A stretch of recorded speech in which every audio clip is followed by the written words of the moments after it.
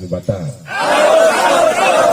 Yang saya hormati Kepala Desa beserta jajarannya, tokoh adat yang ada di sini, tokoh agama, tokoh pemuda. Yang saya hormati DPW, Mangku beserta jajarannya. Yang saya hormati para ulu balang, penyandang beserta KSB-nya juga masing-masing wilayah. Yang saya hormati juga dua panglima saya yang ikut saya, ada pendanang saya juga 2 orang. Yang saya hormati para pengurus yang ikut serta dengan saya, dan yang saya banggakan dan yang saya cintai, kita semua yang hadir di tempat ini. Lihat semuanya. Saya mau dari mana? Tadi sudah saya tidak panjang-panjang. Gimana ini? Saya sama dengan dia. Ini perkenalannya semuanya diarahkan ke saya. Ya, kata-kata harus ada dengan tindakan ya. Tidak bisa diam, harus bisa bertanggung jawabkan. Mau perkenalkan diri saya atau perkenalkan diri kalian? Diri saya ya. Ya. Saya anak kampung. Mungkin di sini masih kota, karena saya betul-betul anak gunung. Saya lahir di Kabupaten Mempawah, letaknya di Bukit Raya, pada tahun 1980. Umur saya sudah 42 tahun hari ini, tapi masih ganteng.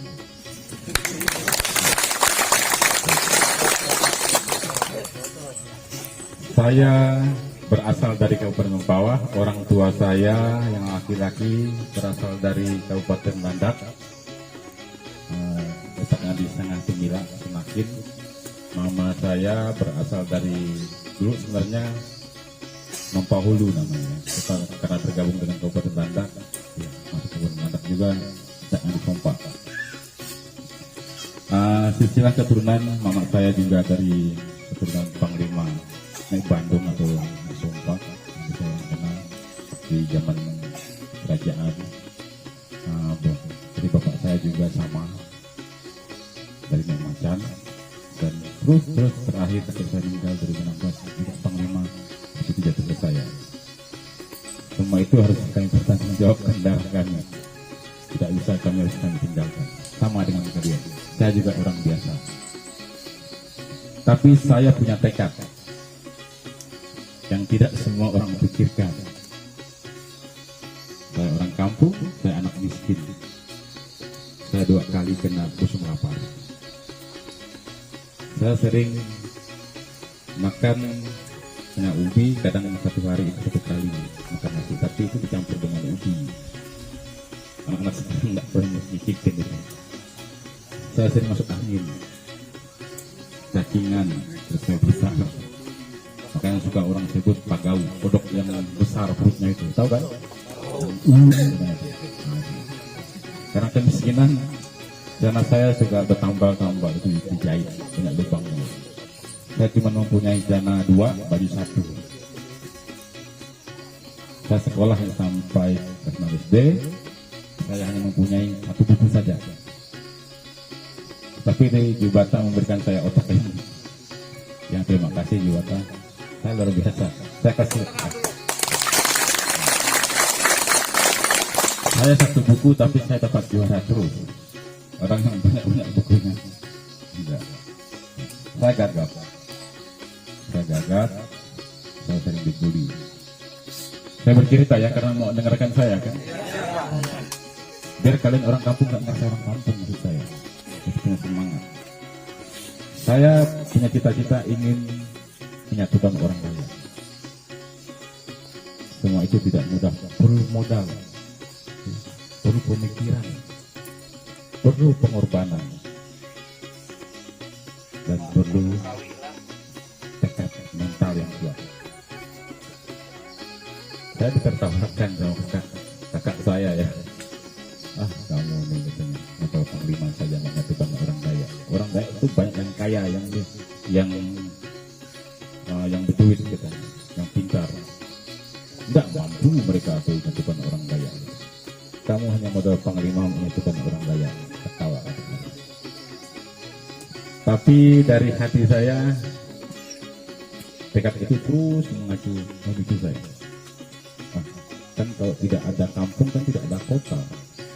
Kalau tidak ada yang kuno kan tidak mungkin ada yang kini. Orang itu berjalan lahir tidak langsung berkumis, kan? Pasti semuanya ada proses. Akhirnya saya terus dan akhirnya saya terpanggul. Masih mau mendengarkan saya? Saya didatangi oleh leluhur yang biasa mengawani saya di hutan, yang biasa berbicara ketika saya masih anak-anak. Mereka terus mendatangi saya, datang seperti ini, kadang lewat mimpi juga berbicara. Saatnya kamu meneruskan pekerjaan kami. Pekerjaan ini kan sudah zaman maju, orang sudah punya mobil gedung-gedung tinggi. Kok saya disuruh melanjutkan pekerjaan mereka, sedangkan itu kalau kata anak-anak zaman sekarang sudah enggak keren katanya, sudah kuno, sudah ketinggalan. Tapi saya berpikir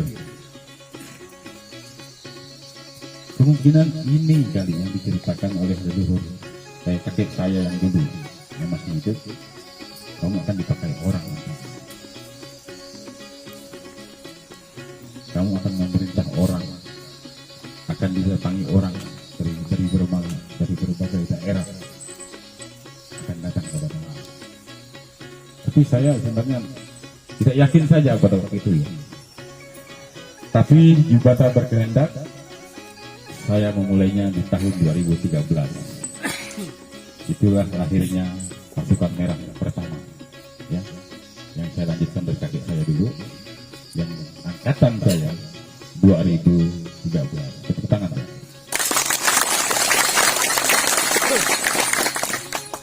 Saya mendatangi mimpi-mimpi saya itu ternyata semuanya memang ada. Sifat tinggi itu keramat penyatu daya. Itu dulu yang saya datangi. Habis itu Raja Singau. Habis itu Raja Berdinding Emas. Habis itu Pacancak, tempat orang Dayak di zaman kerajaan itu Bekayau, nama Dayak. Habis itu saya juga datangi Samabui. Habis itu saya juga datangi Nagari Sapangko, itu tempat asal muasal kita orang Dayak dulu, satu bahasa dulu. Di Bukit Bawah, Kalimantan Barat itu di Kabupaten Bengkayang. Kita ini tuh satu bahasa. Kita ini mabuk kulat. Tahu kulat? Gara-gara mabuk kulat, kita bahasanya pecah. Pada waktu itu orang Dayak belum mengenal padi ya. Padi itu turun ketika nek baru kuluk manjasin Bapangka. Baru adanya padi. Di zaman itu orang Dayak belum mengenal nasi, masih mengenal kulat karak, kulat saja. Akhirnya kita pecah. Yang lain bahasanya dia tidak mau dekat, yang sama bahasanya dia mau. Jadilah dia orang Iban, yang sama bahasanya dia sama dia, jadilah dia orang Kalimantan Tengah. Yang lain bukan dia, jadilah dia orang Malaysia, jadi orang Kanayang, jadi orang Katingan. Dia cari bahasa-bahasanya, dia bertempat tinggal di Katingan, orang Iban bertempat tinggal di Sabah, Sarawak, Kuching, orang Kanayang gitu di Mempawah, di Landak, ya. Seperti itu kira-kira. Akhirnya berarti itulah jadilah suku ini, sehingga penuhlah Kalimantan Borneo ini. Di zaman ini anak-anak muda sudah banyak meninggalkan adat istiadatnya, termasuk juga orang-orang tua kita. Saya sedih ketika saya berkunjung di daerah orang kita yang sudah lama, justru adat sudah tidak ada. Pergi lagi saya ke daerah lain, sama saja, tidak paham. Mereka lebih paham nyocok. Tahu nyocok? Minum arak, narkoba, judi, itu cepat kamu bawa aja kan. Apa kalau di sana aku dihongsu atau kolok-kolok itu udang kepiting itu berdatangan ramai. Coba kalau sudah ada, tidak ada yang satu pun yang datang. Tapi di zaman ini adat itu sekarang sudah hidup dan dicari orang. Banyak orang memberikan ormas-ormas yang berbau adat. Artinya kecintaan itu sudah mulai tumbuh karena ada orang ganteng.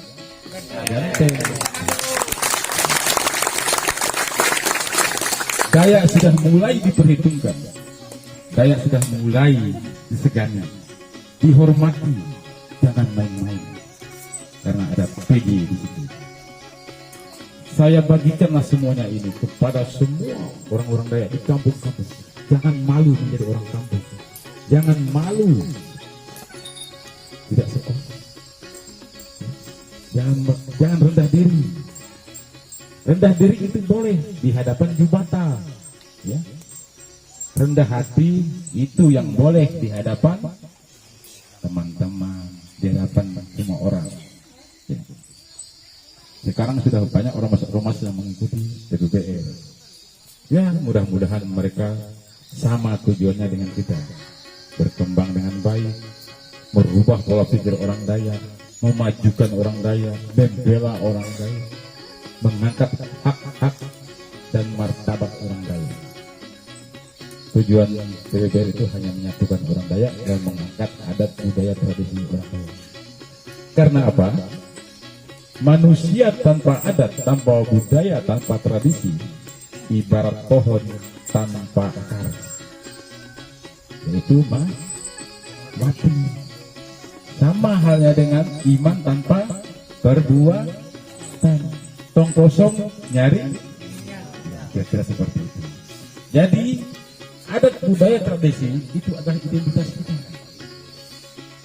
Jika kalian menolak adat budaya tradisi itu, artinya kalian juga menolak jubata, Ranying Hatala, Allah yang menciptakan suku Dayak. Kira-kira benar enggak? Itu jawabannya. Kita harus bangga dengan kedayaan kita dan kesukuan kita. Karena apa? Negara ini dibentuk karena ada suku-sukunya. Suku-suku dibentuk karena ada adat budaya tradisinya. Makanya kita dikenal sebagai suku Dayak. Indonesia belum lengkap tanpa Dayak. Kita harus mampu menjadi suku yang berdaya saing. Kita harus mampu menjadi suku yang berkualitas. Jangan merasa tamat SMA sudah cukup, tamat SMP sudah cukup. Kita harus mampu menguasai semua lini. Ya, kita harus mampu di TNI, di kementerian, ya, di kepolisian, guru, kepala instansi. Kita harus mampu di DPR RI, DPRD. Kita harus mampu karena kita punya kualitas. Tapi kebanyakan kita rendah diri. Nah, ini yang salah. Kita harus mempunyai kepercayaan diri yang sangat tinggi. Tetapi kepercayaan diri seperti apa? Jangan sombong maksudnya. Kita percaya diri, tetapi jangan lupa kita juga harus rendah hati. Buang lagi penyakit-penyakit iri, penyakit dengki, penyakit sombong. Ini adalah penghancur orang lain. Kita lebih senang melihat saudara kita atau tetangga kita miskin. Nggak senang lihat saudara kita, tetangga kita kaya. Tetapi kalau orang luar, kita senang. Ada apa dengan dirinya? Kalau sudah mau nikah, nyari tetangga. Kalau udah mati, nyari tetangga. Terus orang lain yang kamu dukung itu, apa dia ada ketika kita perlu mereka? Tidak, bukan? Tidak. Tetanggamu itulah saudaramu. Ya. Mulai sekarang kita rubah. Bagaimana memajukan daerah ini? Kita saling mendukung, saling mensupport. Tidak mampu memberi uang, berikan saran dan pendapat. Jangan hanya mengkritik kalau tidak mau dikritik. Kita butuh pemikiran-pemikiran bagaimana membangun daya ini ke depannya, bagaimana menyatukan orang daya ini. Kalau hanya berpendidikan itu tidak cukup. Kalau hanya 1 orang, 20 orang, 100 orang. Kalau kalian punya duit juga tidak cukup. Kalau hanya 20 orang atau 1000 orang. Kita butuh orang yang banyak. Supaya apa? Supaya kita bisa menjadi pemimpin di daerah kita masing-masing. Kita mempunyai kemampuan. Siap-siap kita akan bertetangga dengan orang luar. Siap-siap kalau yang sudah habis tanahnya tinggal di bawah gunung. Siap-siap kalau sudah habis tanahnya nanti akan menjadi penonton, coba melihat. Siap-siap kalau sudah tidak mempunyai tanah nanti akan menjadi pencuri, ditangkap di tanahnya sendiri. Makanya jangan jual tanah. Jika di zaman ini saja kamu sudah mempunyai tanah pas-pasan, bagaimana dengan anak cucumu? Tanggung jawab mau kamu berikan kepada siapa? Tentu kepada diri kita sendiri. Belajar dari orang lain, belajar dari tetangga, teman. Sering saya dengar mau menguliahkan anak jual tanah, mau beli motor jual tanah, mau beli mobil jual tanah, mau buat rumah jual tanah. Ujungnya mati ketimpa tanah.